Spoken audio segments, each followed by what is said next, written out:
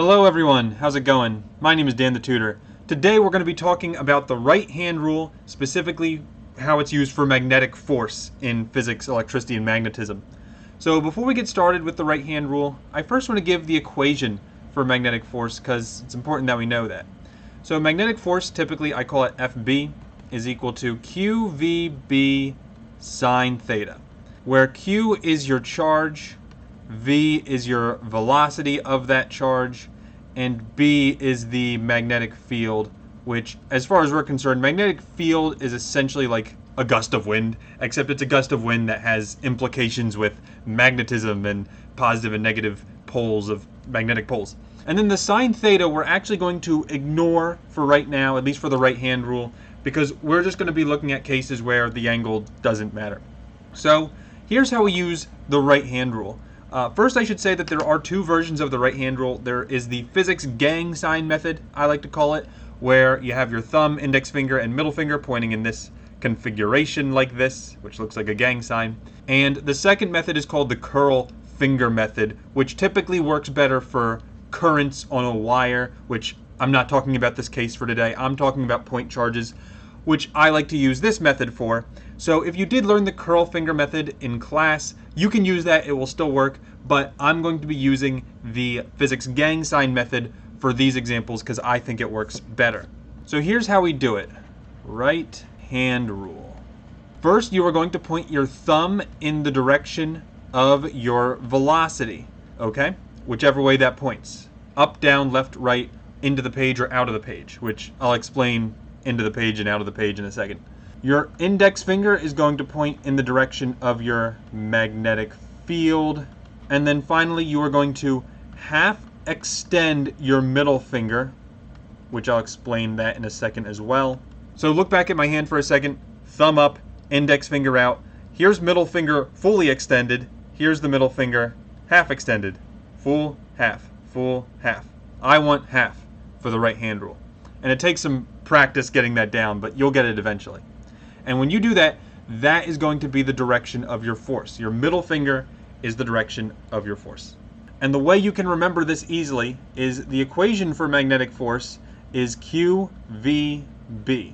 Now the Q obviously doesn't have a place in the right hand rule, but V is your thumb, magnetic field, the next variable is your index finger, and then the force is going to be your middle finger, which is the final answer. So just follow the order of the variables.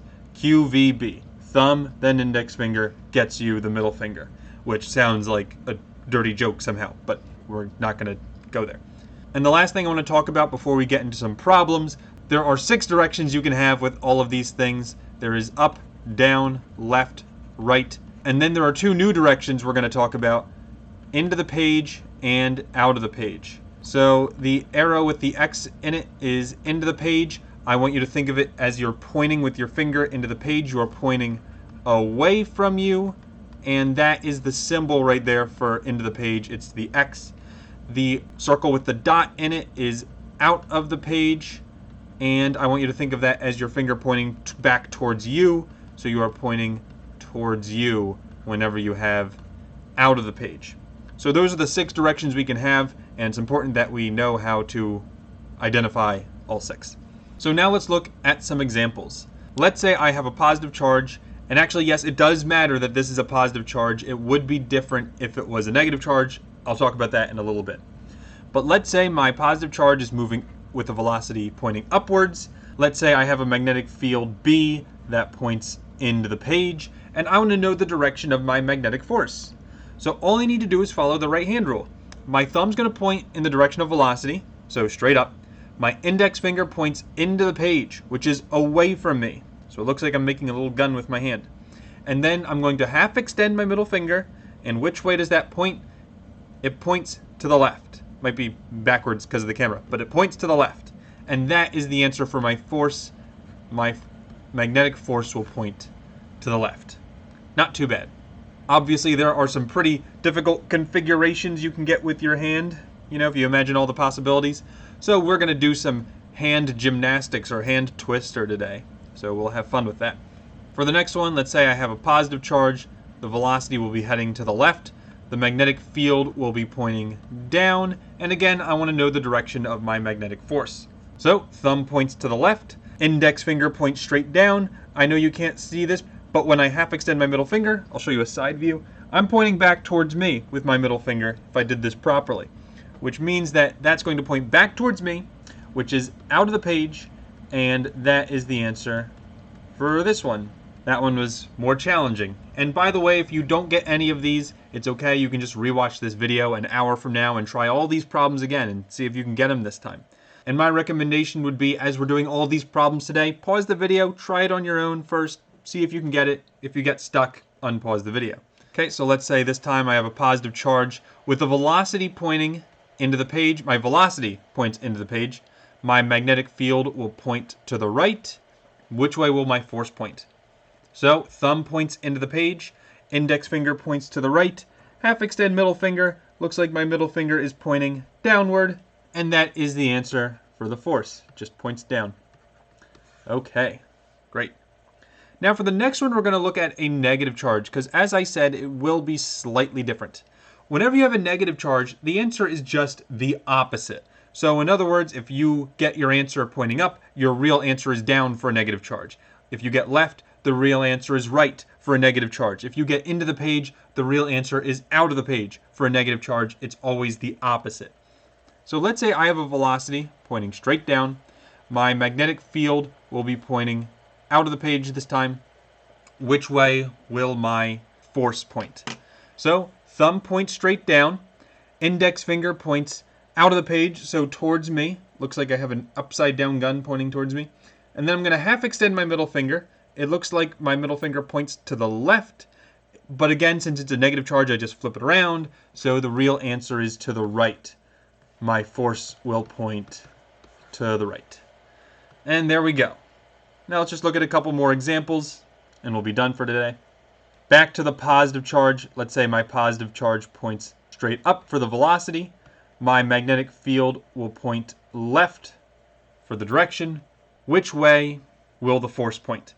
So thumb points up, index finger points to the left, half extend my middle finger, looks like my middle finger is pointing back towards me, and since this is a positive charge, my answer is just out of the page because it's towards me. So that's out of the page, and that is the final answer for my force. And one more. Let's say I have a negative charge, let's say the velocity is pointing out of the page, and my magnetic field B is pointing straight up. Which way would the force point? So first, my velocity, thumb, out of the page, towards me. Index finger, straight up.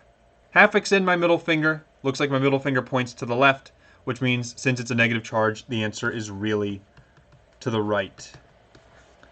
And there we go. That's it.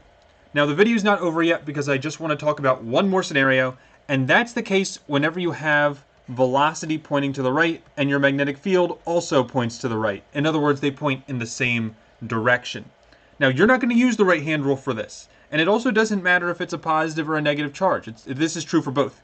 The force is always going to be 0 whenever they point in the same direction. And the reason for that is because that sine theta we said earlier we could ignore, we can't ignore that anymore. Every problem we've looked at so far was 90 degrees apart. They were all perpendicular from each other, the velocity and the magnetic field. And since they were perpendicular, 90 degrees apart, sine of 90 degrees is 1, so we didn't have to worry about it. But now we have the sine of 0 here, and the sine of 0 degrees is 0, which is why the force is 0. By the way, the exact same thing would happen if, for instance, my velocity pointed up and my magnetic field pointed down. If they point in perfectly opposite directions like this, well then you have the sine of 180 degrees, which is still 0. The force is 0.